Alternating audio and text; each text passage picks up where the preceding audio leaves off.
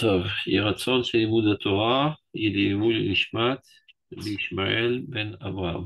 תהיה נפשו צרורה בצרור החיים. Amen. תודה רבה. טוב, alors on commence. Ça commence ici. Okay. Chapitre 11. Rattaché aux ceintures, parce que c'est un des chapitres les plus compliqués du livre. On va essayer de comprendre ce qui est marqué.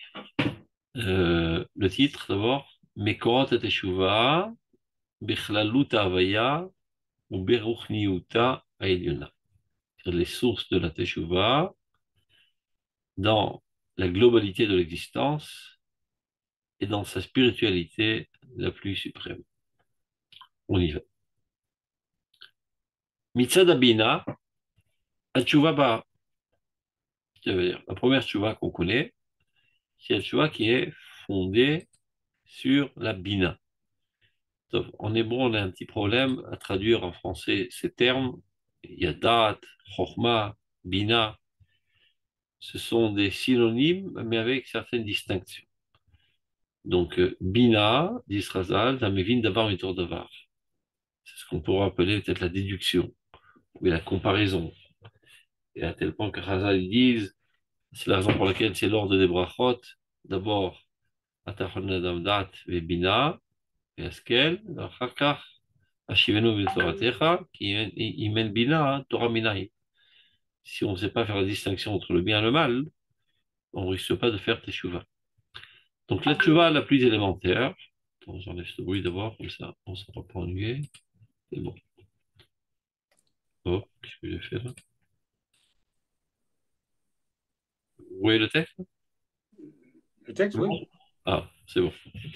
On voit très bien. Donc, Mitzad Abina, Teshuvah Ba. Donc, d'abord, avant tout, la Teshuvah la plus élémentaire, on va dire, elle est fondée sur ce qui s'appelle la Bina.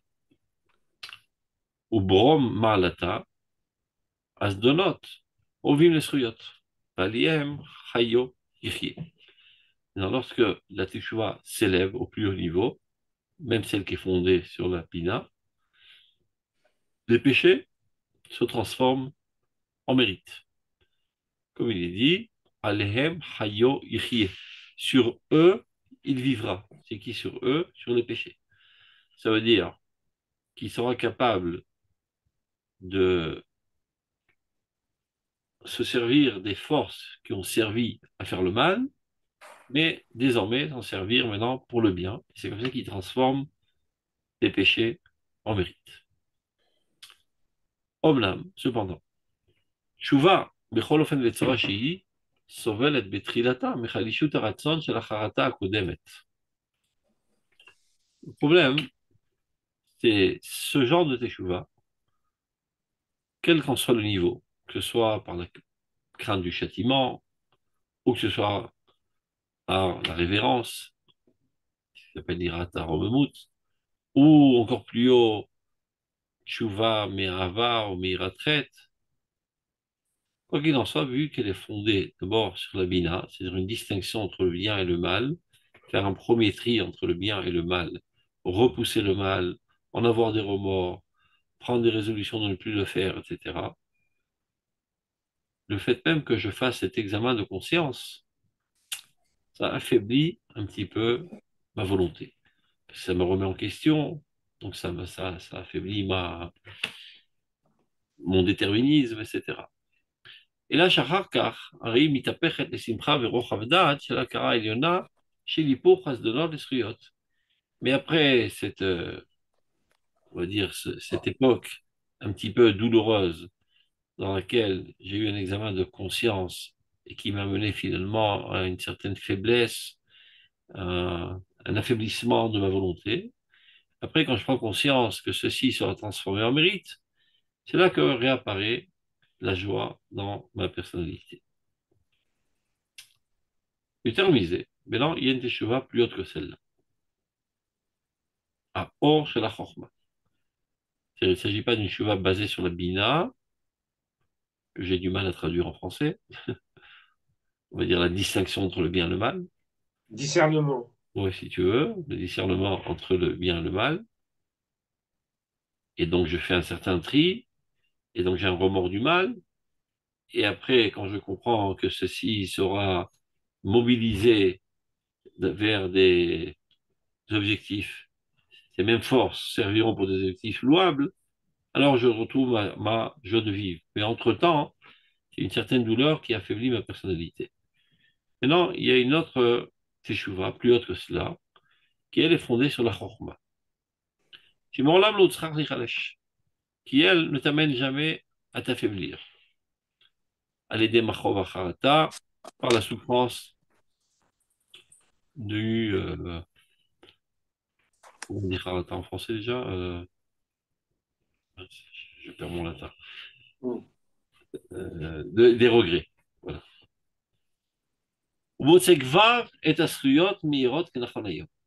C'est une capacité de voir directement l'aspect positif qu'il y a dans ce comportement négatif que j'ai eu jusqu'à présent. Donc, j'ai même pas le temps de regretter ce que je fais, puisque directement, je suis capable d'inverser la situation, tout converse, c'est-à-dire de, de transformer le mal en bien. C'est-à-dire c'est une capacité d'analyse profonde qui m'amène à observer mes comportements qui étaient négatifs, mais de comprendre en quoi il y avait en cela aussi des aspects positifs ou bien qui découlaient d'aspects positifs. C'est-à-dire la différence de la première, où je comprends que c'est mal, mais finalement ça amènera au bien. Là, je comprends rétroactivement qu'en fait, il y avait déjà du bien dans ce mal. Donc,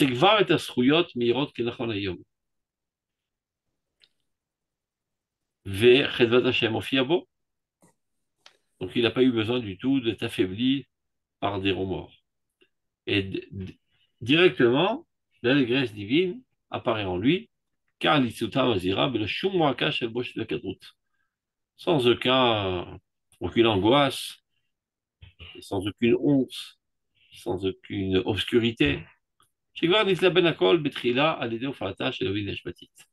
a été reblanchi déjà dès que j'analyse mes comportements précédents. Donc, maintenant, il y a un troisième niveau, qui est le plus haut. Les malamisés, yofat oraketer, les lumières de la couronne. Donc, tout ça, comme vous l'avez remarqué, ce sont des termes kabbalistiques. Bina, Chochma, Veketer. Mais le Rav essaie de nous faire comprendre de quoi s'agit-il et ne pas rester seulement dans la terminologie, mais essaie de comprendre de quoi s'agit-il. À la différence de la Bina et de la Chochma qui se trouve dans le crâne, la couronne, elle, se trouve sur le crâne. Donc elle appartient à une dimension, à une catégorie bien plus haute. Et de quoi s'agit-il? Askira aluma, amekira kol oneg ve'eden, kol kadosh ve'tov, akolelet akol ve'otzar kodsha. Donc, je traduis tant bien que mal, après il va expliquer. Donc cette échouva qui est fondée sur le Keter al-Klali, le Keter de Klal Israël, elle est fondée sur une capacité de scruter et d'analyser ce qui est caché et qui fait apparaître dans ce monde tout délice, toute sainteté et tout bien, et qui comprend en elle tous les trésors de la sainteté. Il explique. Orazu, cette lumière, c'est-à-dire cette façon de voir les choses.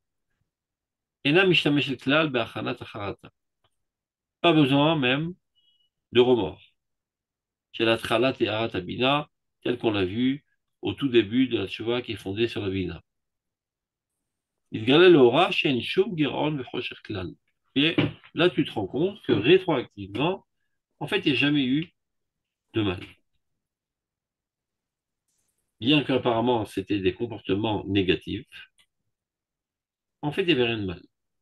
C'était que du bien camouflé dans une apparence de mal.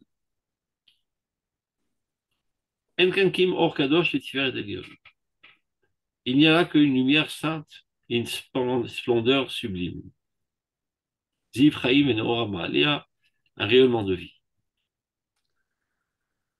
C'est les malam bina, c'est bien plus haut que la bina à mefera, qui annule. Donc là, il fait un parallélisme avec les vœux. On sait que pour l'annulation des vœux, il y a deux manières d'annuler. Ça peut être le mari qui annule les vœux de sa femme ou le chacham qui annule les vœux d'une personne. À la différence, c'est que lorsque le mari annule les vœux de sa femme, c'est à partir de maintenant, le vœu est annulé. Alors que lorsque le chacham annule un vœu, ça annule rétroactivement. C'est la différence entre afara et atara. Afara, Dieu a donné à l'homme cette capacité d'annuler les vœux de sa femme dès à présent jusqu'au futur. Quand tu vas chez le chacham, il te cherche un pétard, c'est-à-dire une issue de secours. Il te dit, est-ce que lorsque tu avais ce vœu, si tu savais que tel et tel en serait la conséquence de ton vœu, est-ce que tu aurais fait ce vœu? Ah non, non, non, j'avais pas pris ça en considération. Ah, tu n'as pas pris ça en considération. Il s'avère rétroactivement que ce vœu n'a jamais été en vigueur. Donc ça annule aussi dans le passé, et pas seulement de maintenant jusque dans le futur. Donc là, il fait un parallélisme quant à ces deux genres de teshuva. Les mal babina à Meshira. La bina, la teshuva qui est fondée sur la bina, elle annule le mal à partir de maintenant. C'est-à-dire, il y a eu du mal, mais à partir de maintenant, on va transformer ça en bien. Kachem tsevot yarat ou miyafer. Les malam achokma materet. La teshuva qui est fondée sur la chokma, elle, elle est capable d'annuler rétroactivement. C'est-à-dire de voir qu'en fait, il y avait du bien dans ce mal. Il y avait du mal, mais il y avait du bien dans ce mal. Donc il s'avère que tout azur était bien. Par contre, celle qui est éduquataire, c'est pas que on transforme le bien en mal, mais il s'avère qu'il n'y a jamais eu de mal. Bon, tout ça, ça paraît très théorique. Il faut qu'on donne des exemples pour comprendre un petit peu. Par exemple, dans Rote et Teshuvah, je viens de m'en souvenir maintenant, dans le chapitre 4, Pisca 8, et on peut le voir puisqu'on a déjà étudié ensemble. Regardez, je vais trouver rapidement la lettrette. Dans la première. Je crois que c'était dans la lettrette. Je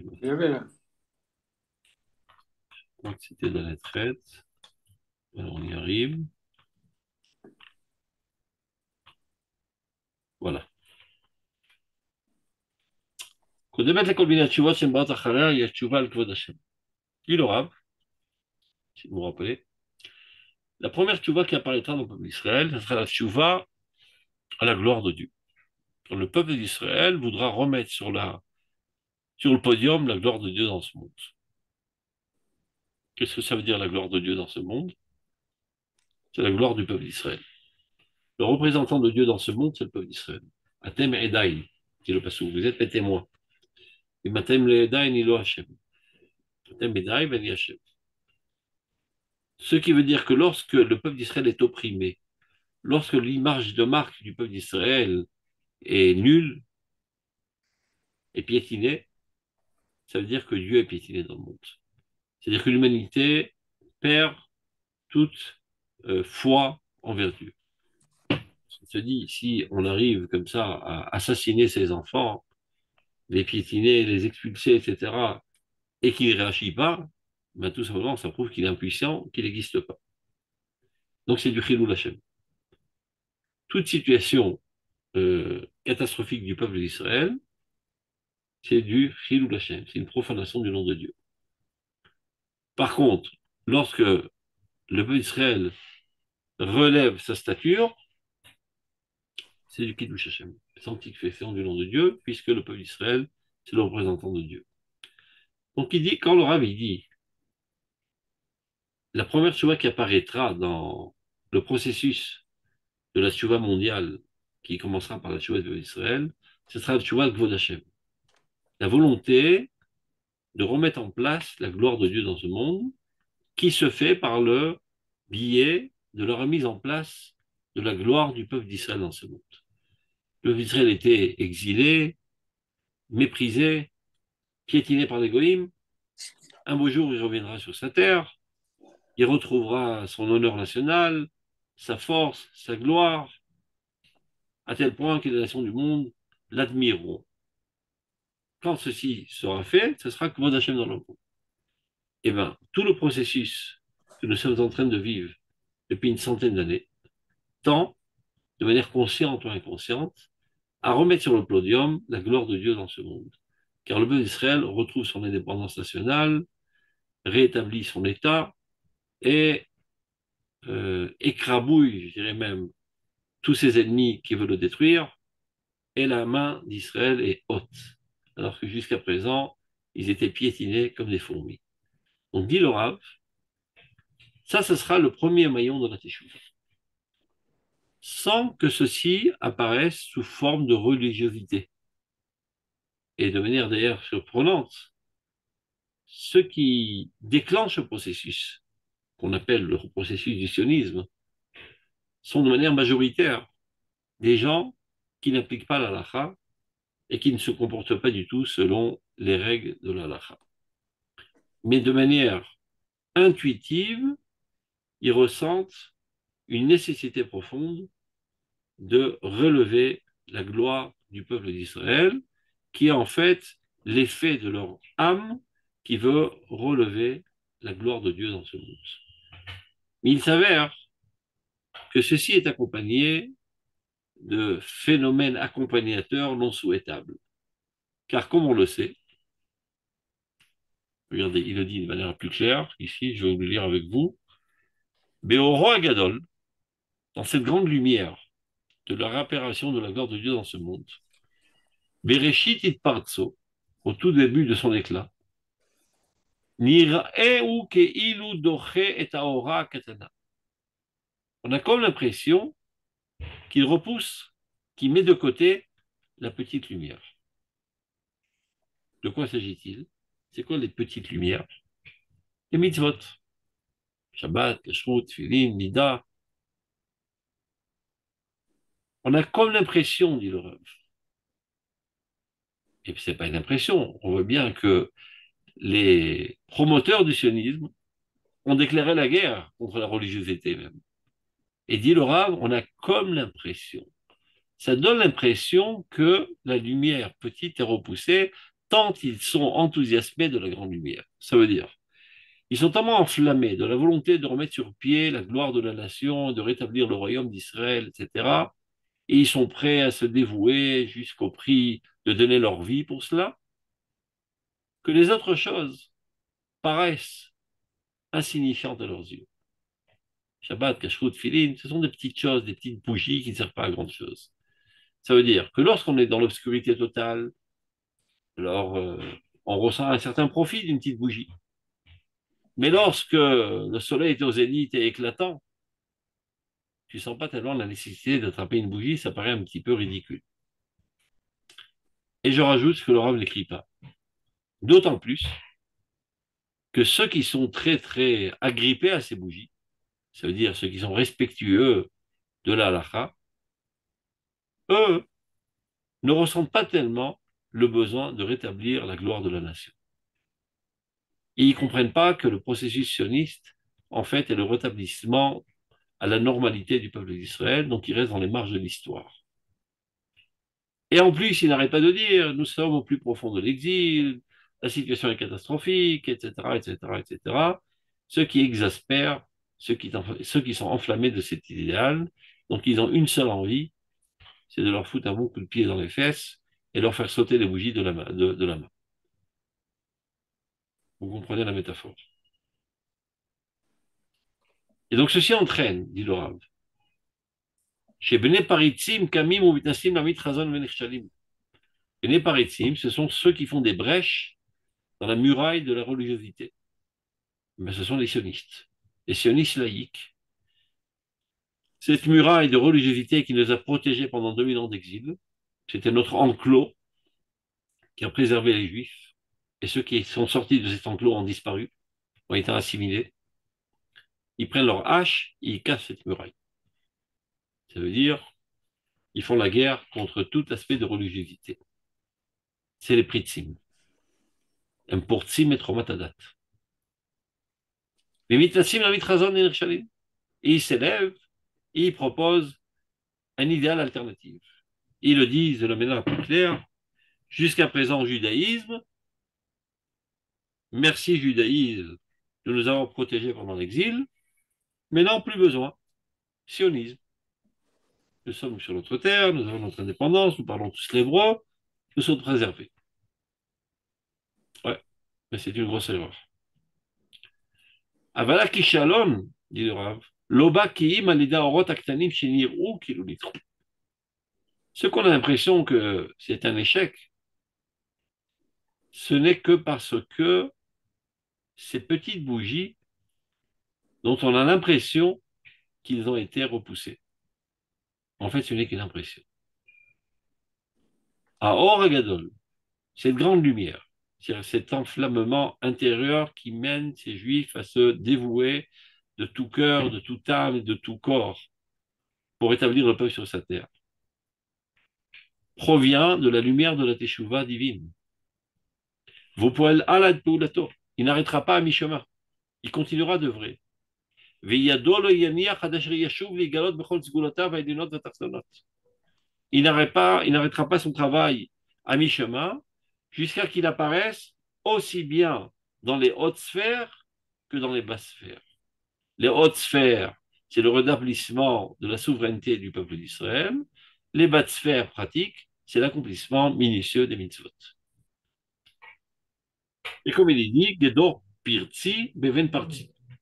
Ça veut dire, viens fermer la brèche qui a été faite par ceux qui ont fait eux-mêmes la brèche.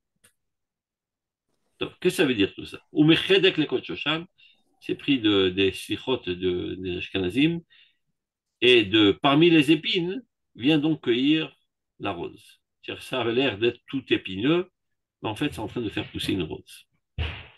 Qu'est-ce que tout ça veut bien dire? Je vais résumer de manière plus claire. On a expliqué à plusieurs reprises que la Teshuvah, ce n'est pas une démarche humaine.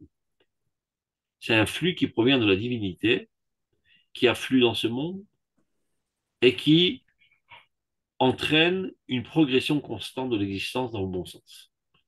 Et tout ce que ce flux rencontre sur son chemin et le frappe, ça le fait grandir. Le peuple d'Israël était en exil et a composé avec cette situation de l'exil. Et s'y est fait. On a été méprisé, dédaigné, assassiné, renvoyé, etc., spolié, tout ce que vous voulez. On s'est laissé faire. Parce qu'on n'était pas conscient, on n'était pas assez amoureux de notre peuple. On vivait à l'échelle individuelle et chacun pour sa peau. Cette lumière de Teshuvah frappe la nation d'Israël, on ne peut pas parler de nation, frappe les Juifs en exil, et ils s'éveillent. Ils s'éveillent à quoi? À l'amour d'Israël, à la volonté de remettre en place l'honneur de la nation et son indépendance sur sa terre. Donc tout le processus du sionisme est un effet de la Teshuvah divine. Maintenant, on comprend que du point de vue psychologique, quand il y a un enthousiasme d'un idéal grandiose, les choses petites te paraissent insignifiantes et inutiles. Je m'occupe maintenant de choses grandioses, de remettre la nation sur pied, d'établir sa souveraineté, sa protection militaire, etc., son enrichissement matériel. Ne me prends pas la tête avec des petits détails de cubes en cuir noir et de palmiers, etc. Ça, c'était bien pour l'exil, un bon folklore pour nous entretenir. Maintenant, on s'occupe de choses sérieuses. Ce qui est une erreur, évidemment. Mais on peut comprendre comment on arrive à cette erreur, tellement on est enflammé de la volonté de procurer du bien à notre peuple. Mais quand on analyse d'où provient cette volonté de procurer ce bien au peuple d'Israël, de la lumière de la Teshuvah. Donc cette même lumière de la Teshuvah qui est capable d'enflammer les individus à la volonté de procurer du bien à la nation, elle ne va pas s'arrêter à mi-chemin. Elle les amènera finalement à comprendre que ce qui te paraissait petit, les petites bougies que tu considérais comme petites, ce sont les mitzvot, en fait, elles sont immenses, elles sont infinies. Rechava mitzvater hameod. La mitzvah de Dieu, elle est incommensurable. Seulement, elle a une apparence petite.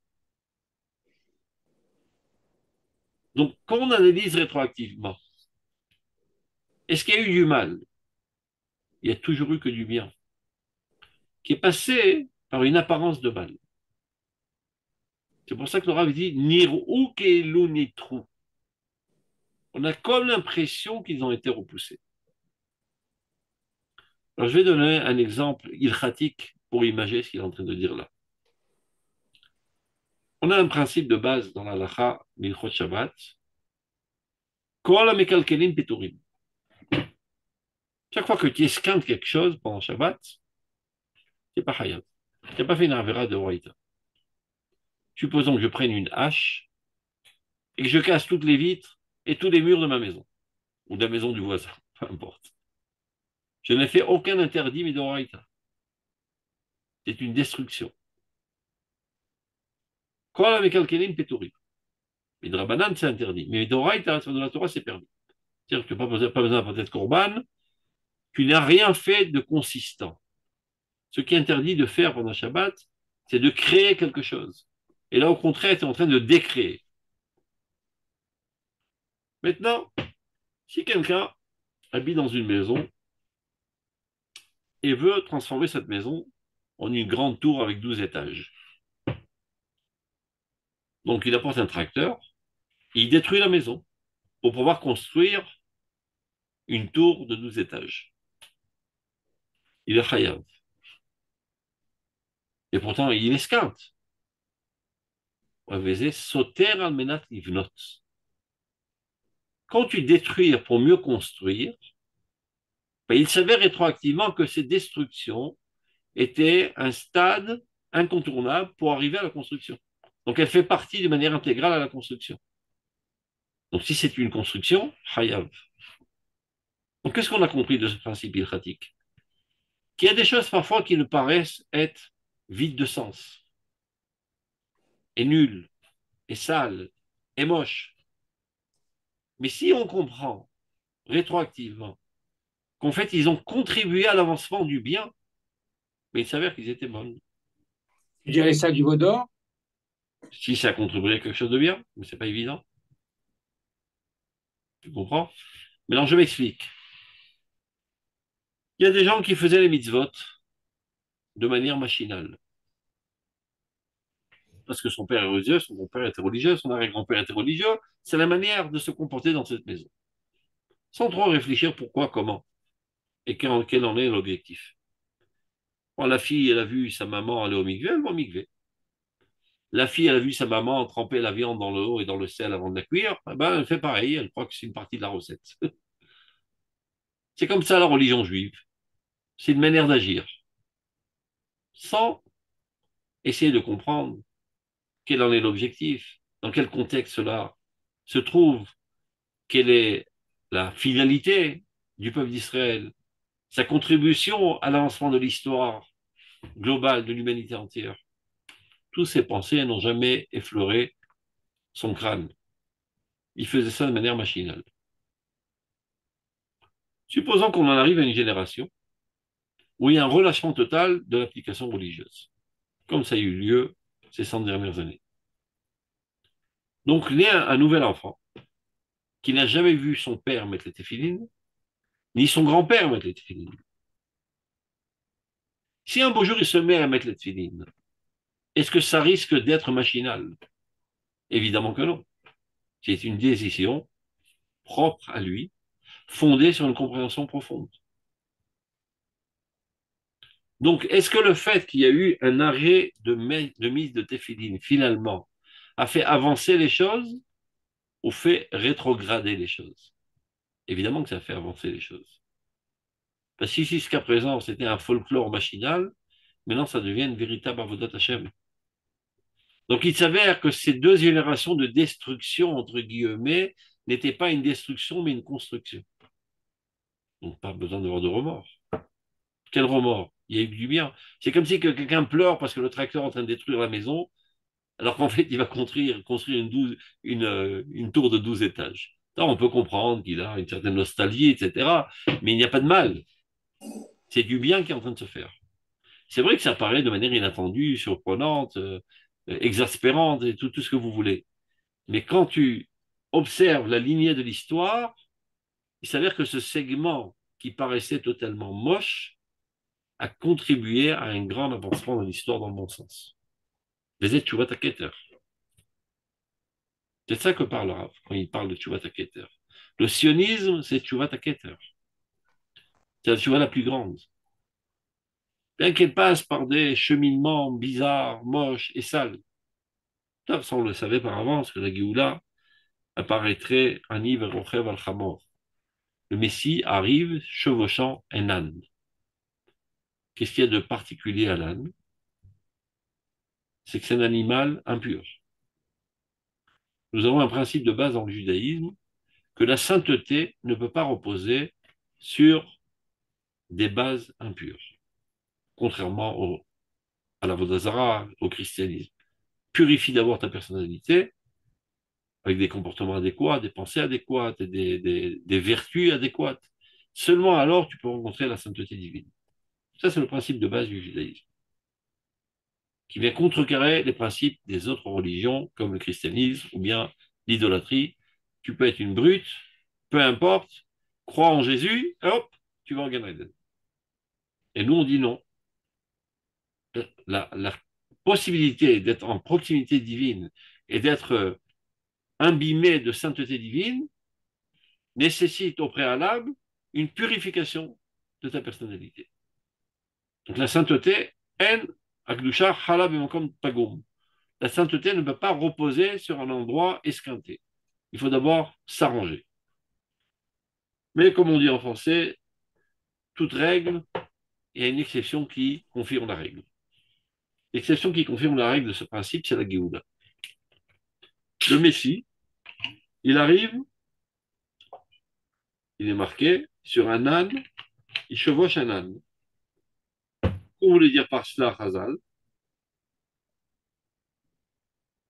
Évidemment, ce n'est pas une information banale pour nous dire sur quel moyen de locomotion il arrive.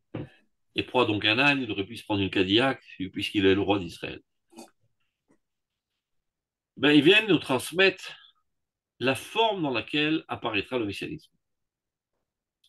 L'âne est un animal impur. Donc, le messianisme chevauche une dimension impure. Et plus encore, qu'il y a de spécifique à l'âne, il y a la mitzvah de Kdushat Bechor, Kadeshli Kol Bechor, de sanctifier le premier-né. C'est-à-dire le premier-né de l'âne est Kadosh. Il faut le racheter, il appartient au Kohen. Comment est-il possible que des entrailles d'un animal impur sortent un petit âne saint? Mais ça contredit exactement l'axiome de base du judaïsme, que la sainteté puisse apparaître issue de l'impureté. Alors que nous avons tout le temps hurlé contre les autres conceptions qui préconisaient cela. De manière générale, on doit se purifier pour que la sainteté apparaisse. La Géoula, c'est quelque chose qui sort de l'ordinaire. Elle peut apparaître, c'est pas obligé, mais elle peut apparaître de cette manière. Il y a deux options. Oh, Alanesh Maya, il vient chevauchant les nuées, ou bien Ani Berochem Al-Khamor, un pauvre malheureux qui chevauche un âne. Ani Beita Achishena, dit le Pasuk. Moi, en s'entend, je l'accélérerai. Alors, c'est contradictoire, c'est où on s'entend ou accélérer. Disrazal, Zachou Beita, Achishena, lo Zachou Beita. Si le peuple d'Israël est méritant, alors ça sera avec une accélération de l'histoire. S'il n'est pas méritant, c'est-à-dire il est pécheur, elle viendra de toute manière, cette Géoula, mais on s'entend. C'est-à-dire pas il y a 2000 ans, aujourd'hui elle arrive. Et quand elle vient, on s'entend, ça veut dire que le Messie vient, Rochev al-Chamor. Il apparaît chevauchant des phénomènes impurs, des aspects impurs. Alors je vais dire, mais tamé, c'est tamé. Tout ce qui sort du tamé est tamé. Par exemple, si quelque chose sort du ventre d'un cochon, ben, c'est pas mangeable, c'est interdit, c'est impur, même si c'est une apparence de vache. Supposons que, je ne sais pas si c'est possible, mais qu'un taureau s'accouple avec une cochonne et qu'il y a un bébé moitié cochon, moitié vache qui sort et qui ressemble à une vache, il est impur. Parce que quand le séminaire tamé, tamé, ce qui sort de l'impur est impur. Donc, on irait supposer que tout ce qui sort de l'âne est âne et est impur. Eh bien non, la Torah nous dit le contraire. Kadeshli kol bechor, sanctifie le premier-né de l'âne. Non seulement il n'est pas impur, il est saint. Et c'est ça ce que Chazal ont voulu nous dire dans ce midrash qui apparaît dans le Zohar. Que le messianisme, c'est quelque chose qui sort de l'ordinaire. Parfois, il peut apparaître sous forme d'impureté, mais ceci engendrera une très très grande sainteté. Et comme on le voit, la première apparence du processus de notre renaissance nationale, qui a été dirigée par des gens écartés de manière très lointaine de la Torah, et qui ont lutté même contre la Torah, les mitzvot, la foi, la crainte de Dieu, etc., on s'est dit, bon, sans aucun doute, ceci ne va pas faire sortir des bonnes choses. Eh bien non, on se rend compte après quelques décennies que finalement, le centre de Torah mondial est en Eretz Israël, et finalement, tous ces juifs qui étaient écartés, très lointains de la Torah, qui habitent en Eretz Israël, petit à petit reviennent à la tradition, et petit à petit, le gouvernement d'Israël devient de plus en plus religieux, et le nom de Dieu est prononcé par notre Rosh Hashanah constamment. Donc on voit qu'il y a un processus de retour à grands pas vers Akadosh Baruch Hu, bien que ceci était Ani Verochev al-Chamor. Dans ses premiers pas, ça chevauchait un âne impur, sale. Donc on se dit, est-ce que à l'époque où il était Rochev al-Chamor, c'était du mal ou c'était du bien? Tout a toujours été bien. Il y a une apparence de mal, mais tout a toujours été bien en fait. Il y a un processus divin qui est en train de se tisser loin des radars et de manière merveilleuse, c'est-à-dire extraordinaire. Pélé. Osepel. D'ailleurs, Masa Hashem, la Gila Nismachabo. Osepel. Dieu fait ça de manière inattendue, merveilleuse, extraordinaire. C'est de ça que le Rav parle quand il parle de la tchouva du Keter.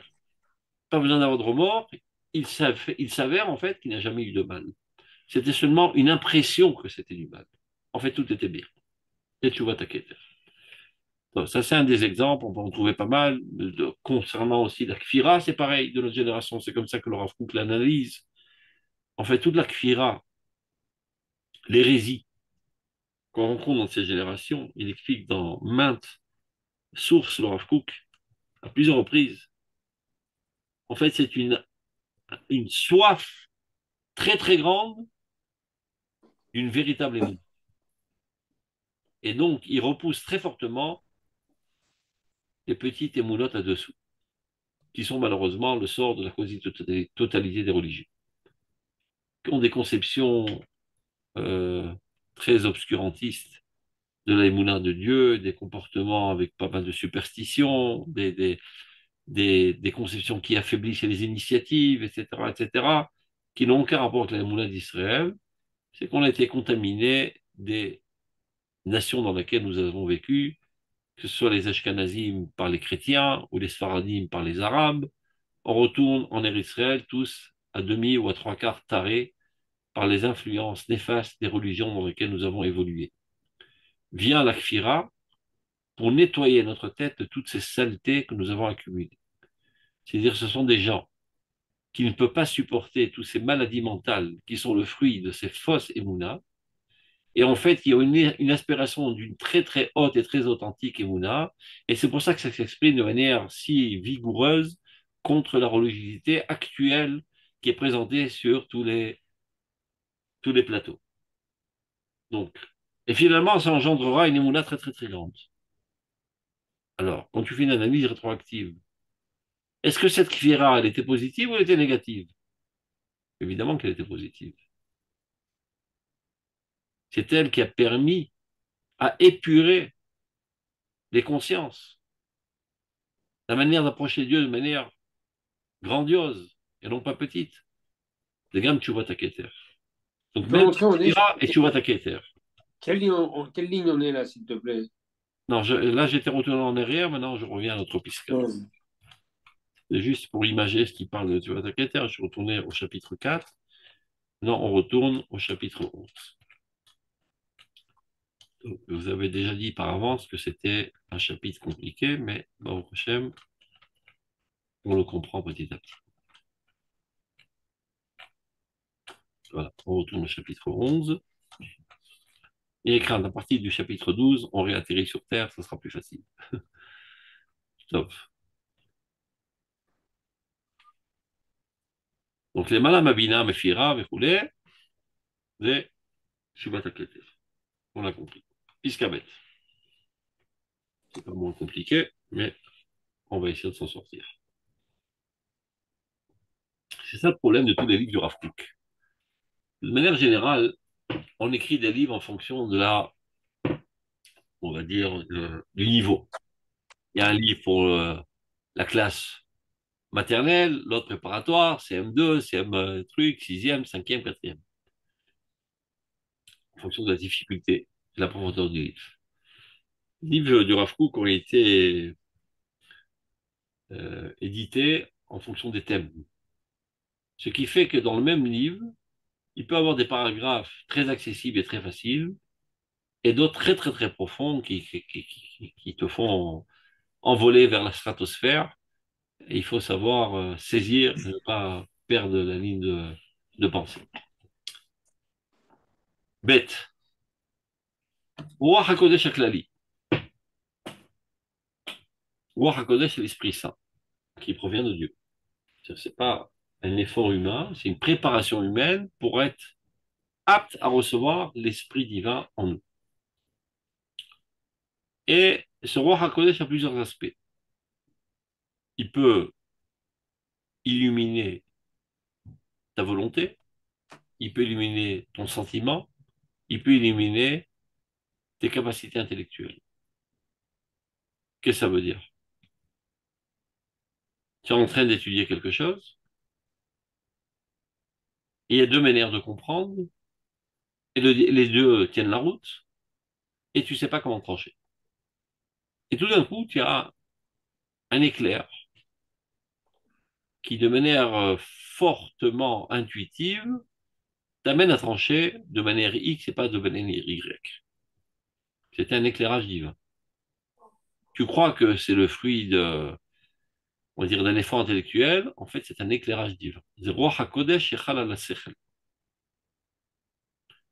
Ça peut être au niveau de la volonté. Tu as une volonté banale comme tout le monde, pas trop forte, mais tout d'un coup, tu te trouves face à une situation d'injustice flagrante. Comme j'ai répété à plusieurs reprises, tu sors de chez toi, tu vois 10 terroristes en prendre un petit enfant juif. Et ils sont tous armés, et toi, tu n'as rien en main.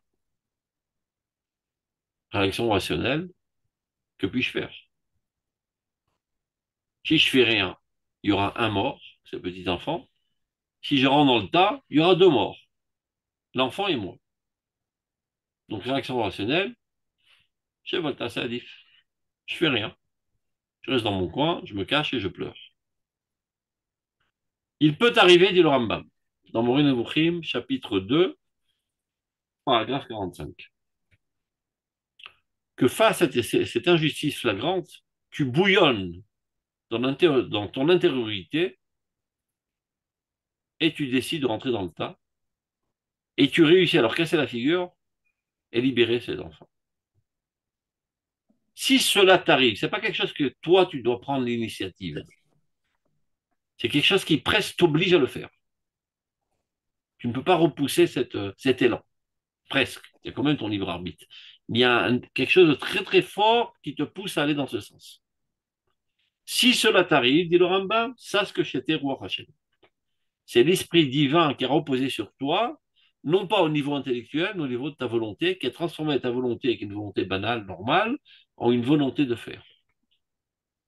Ça peut être aussi au niveau du sentiment, un sentiment très très fort qui suscite en toi des larmes face à, je sais pas, quelque chose de très émouvant et empli de morale.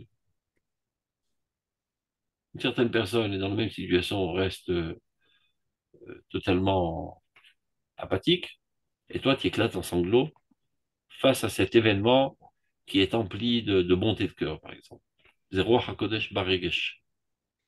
Donc ce Je roi me, HaKodesh, je me demande, pardon, la Rosenzweig, tu sais, le philosophe il s'est juif dit, allemand. Rosenzweig, le, oui, le philosophe juif allemand. oui, Rosenzweig. Au moment d'une nuit, là, au moment de se convertir au christianisme, il est passé dans une rue où il célébrait, les Juifs célébraient Kippour, il y avait une synagogue, il a entendu les chants, il est rentré dedans et il est entré dans le judaïsme. ah, tu vois, ça arrive, roi Hashem. Il y a certains moments dans la vie, c'est comme ça. Ça s'appelle Itoro Tadelela, un éveil du haut. Ça ne veut pas dire que tu es obligé de le faire, Dieu te tend la perche. Est-ce que tu saisis l'opportunité ou non? Ça dépend de toi. De même, c'est ce qui arrive à tous nos soldats aujourd'hui sur le champ de bataille. Il y a des situations très très complexes qui mettent en danger toute la nation et le soldat pourrait décider de se mettre à l'écart, dans les marges, attendre que le cauchemar passe, ou bien décider de rentrer dans la gueule du loup et de combattre de toutes ses forces et d'inverser la situation. Ça, c'est une réaction rationnelle de décision. Mais parfois, il ressent quelque chose de très, très, très, très fort, presque impossible à combattre, qui le pousse à le faire. Des rois Hachem. Et s'il accepte, tant mieux pour lui. Il s'est élevé d'un bonhomme banal à quelqu'un de saint. Il s'est élevé au niveau de la Gdusha. Pas pour autant, ce bonhomme, le lendemain, va mettre cette filine et être Shomer Shabbat. C'est un éclair. Après, ça dépend de lui.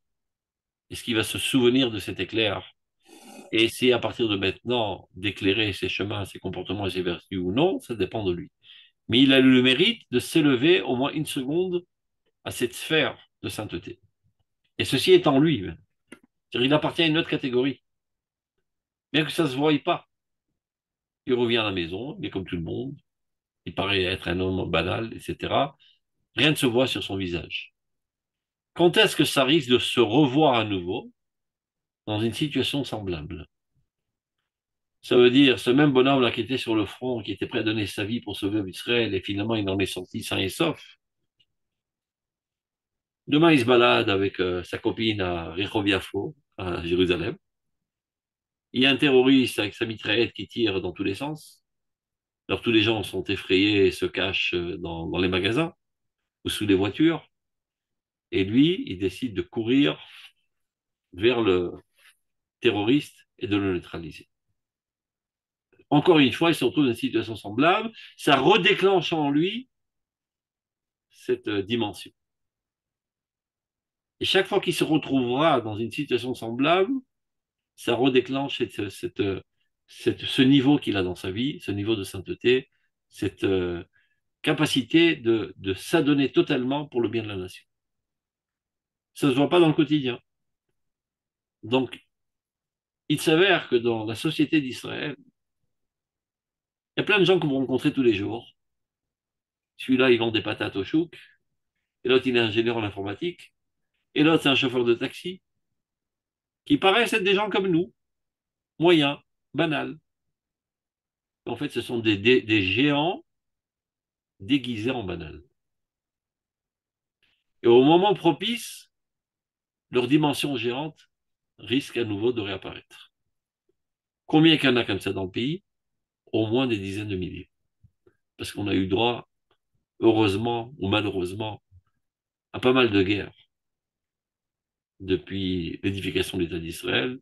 Et dans ces guerres, il y a des dizaines de milliers de maris, de frères, d'enfants qui ont combattu et qui se sont trouvés dans des situations semblables et qui ont décidé de mettre leur vie en péril pour le sauvetage de la nation et qui se sont élevés au niveau de la Kedusha.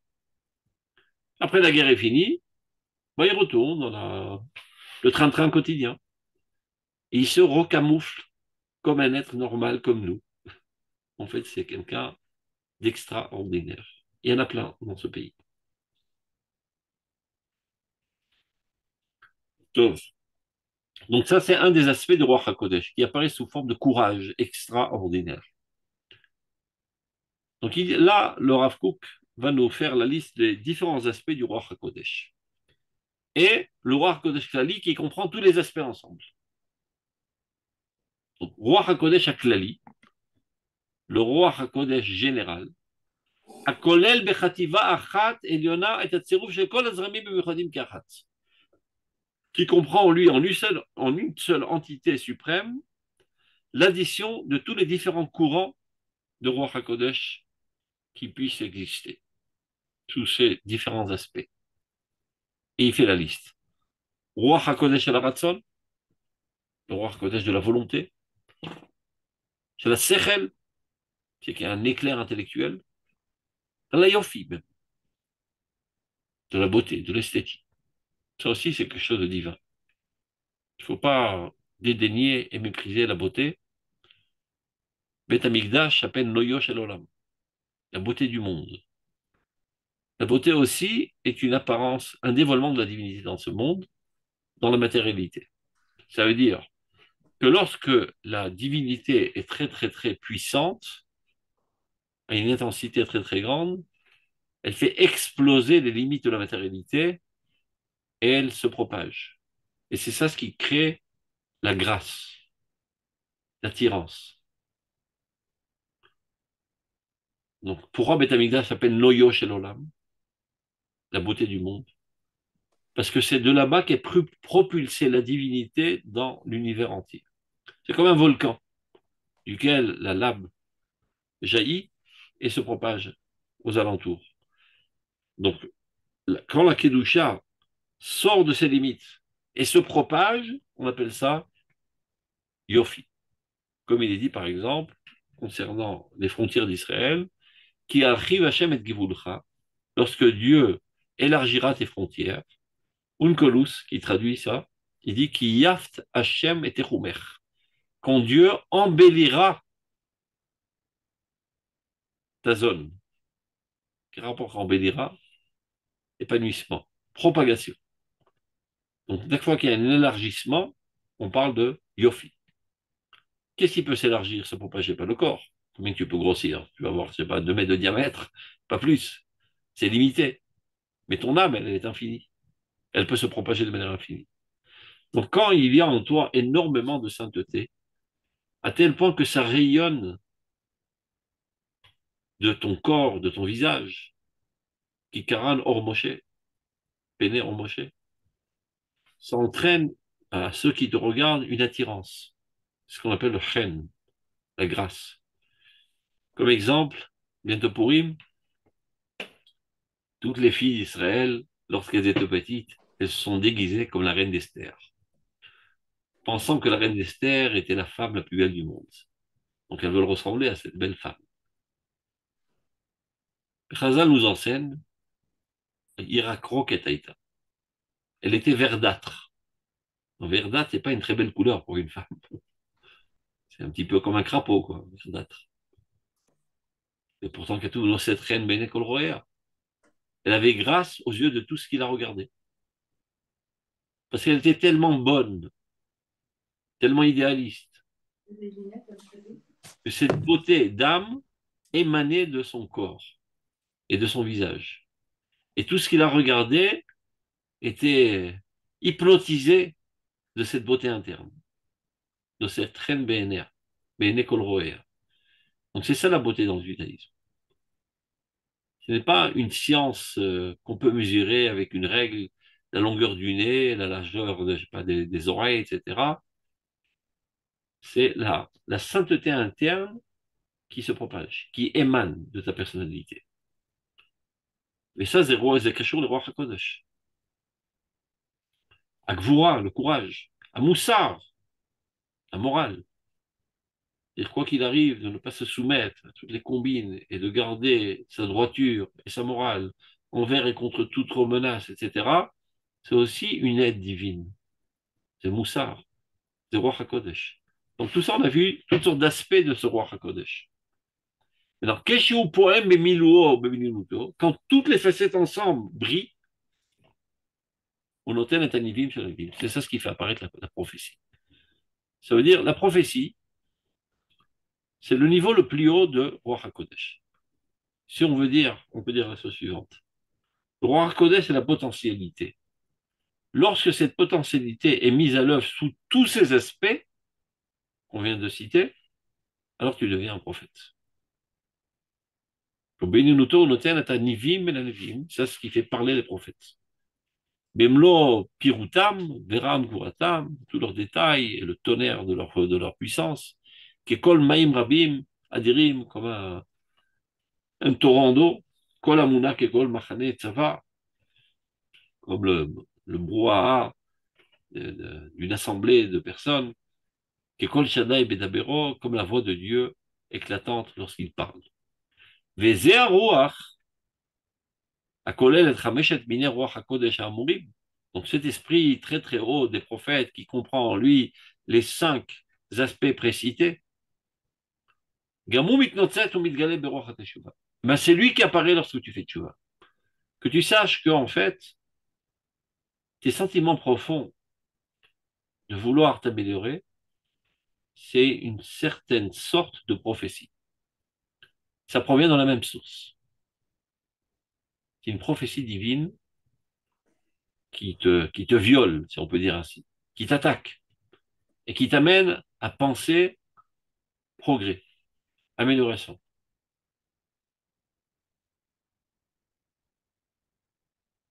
On reprend. Zéarouar, cet esprit qu'on vient de citer, à connaître Hameshet Minerouar Kodesh, qui comprend les 5 aspects du roi HaKodesh à Hamurim qu'on a cité précédemment.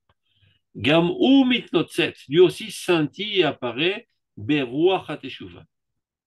Dans cet esprit de Teshuva, ce flux divin de Teshuva, Ashuret Amid Cholev Achafes Laalot Mitoch Hamorad Shirachatat Adam et Kishlono, qui réside toujours dans tout cœur qui désire s'élever de sa situation basse, de la faute et de tous ses échecs. Quelqu'un qui se trouve au plus bas de l'échelle, qui a chuté, qui s'est sali, etc., et ressent un regret profond, un languissement profond du bien, une volonté de faire, de se rapprocher à nouveau de Dieu. D'où provient ce sentiment profond, cette volonté profonde? Ruach Hashem. Ruach Nevoa. C'est comme si tu étais en train de prophétiser quand tu sens ça, et que tu prends une nouvelle résolution de retourner dans les bras de Dieu.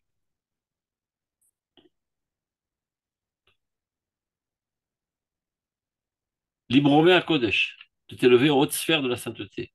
Les vaker Bechal Hashem, afin de pouvoir à nouveau te promener, rendre visite dans le palais de Dieu.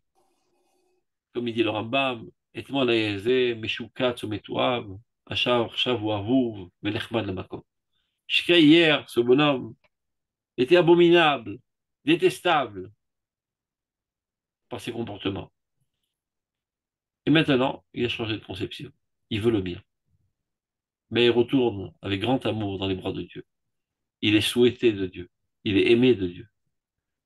Donc pas besoin de te fondre en désespoir parce que dans ton passé, tu as fait toutes sortes de choses sales et abominables, etc., etc. À partir du moment où tu as fait tchouva, tu es tout propre. Tu es toute pure. Tu reviens dans les bras de Dieu et Dieu a une joie intense.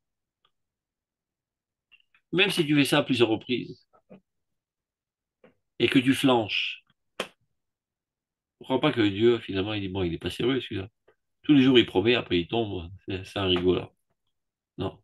Hachem l'autre Dieu ne se moque pas de toi. Et des fois, tu t'approches du cotel, tu embrasses le mur du cotel, tu embrasses Dieu en fait, et tu lui demandes de te pardonner, et tu promets de ne plus faire cette faute de manière la plus sincère. Et voilà qu'après une semaine, tu refais la même faute. Alors tu retournes encore une fois, et tu redemandes pardon, et tu refais encore une fois une faute. Finalement, tu te dis, bon, il va me prendre pour un clown. Je suis un hypocrite.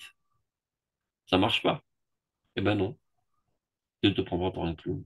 Il te prend très au sérieux. Il reçoit ta tchoua à chaque fois. Il sait que les choses prennent du temps. C'est comme un enfant qui apprend à marcher. Il marche quelque part, il trébuche et il tombe. Il remarche quelque part, il trébuche et il tombe. Et c'est pas pour ça qu'il en arrive à la conclusion de dire, toi, si c'est comme ça, je suis pas fait pour marcher, je ramperai toute ma vie sur mes fesses. Non. Avec beaucoup de détermination, il se relève à chaque coup, jusqu'au jour où il arrivera à marcher sans tomber. Sheva et Paul Tzadik Vekam. Ce monde est progressif. 7 fois le Tzadik qui tombe, finalement il se relève. Et nous sommes tous Amechakulam Tzadikim. Le problème, c'est qu'on a l'impression de faire du surplace. Et c'est ça ce qui nous désespère parfois. Eh ben non, on fait pas du surplace. On progresse. Bien qu'il y ait des crises et des chutes, on est dans un processus de progression. Seulement, ça prend du temps. Parce qu'on était tellement liés à la faute par une corde avec des milliers de filaments. Chaque fois qu'on a un remords sincère, c'est comme si on prenait un petit canif japonais, japonais, et qu'on coupe un filament. Donc ça nous déconnecte un petit peu de la faute. Mais comme je n'ai pas coupé tous les filaments, je suis encore un petit peu lié à la faute. C'est pour ça que je refaute à nouveau. Le jour où je couperai le dernier filament, je serai libéré de cet asservissement à la faute. Donc, ne pas désespérer si, après une teshuva sincère, on rechute. Ça arrive. Alors évidemment, lorsqu'on décide, on doit avoir une décision ferme de faire, qu'on ne fera jamais la faute, etc., etc. Et pas de dire, Tov, je fais une demi-décision, mais je programme de toute manière de faire la faute plus tard. Omer echeta vashuv, en mastekim biado lashuv, marqué dans le Gemara. Celui qui dit, non, je fais la faute, après je demanderai pardon, je demande pardon, après j'en fais la faute. Si d'emblée tu programmes de cette manière, c'est de la rigolade. C'est pas une vraie tchouva. Mais si de manière sincère et ferme, tu décides de faire tes tchouvas, et qu'après cela, bien que tu aies fait tchouva, tu rechutes, c'est pas pour autant que tu vas te dire, il s'avère rétroactivement que je n'ai pas fait une vraie tchouva. Non, tu as fait une vraie teshuva. Et tu as commencé à te déconnecter de la faute. Continue sur ta lancée. De plus belle, arrivera un jour où tu couperas le dernier filament et tu te libéreras totalement de cet asservissement à la faute. Kol Tov, Shabbat Shalom. Portez-vous bien. Toda rabba, Toda Ben rabba. Shushan, Shabbat Shalom. Merci d'avoir visionné cette vidéo. Je vous invite à vous abonner à notre chaîne InMode pour plus de replays, de conférences, de cours, d'interviews.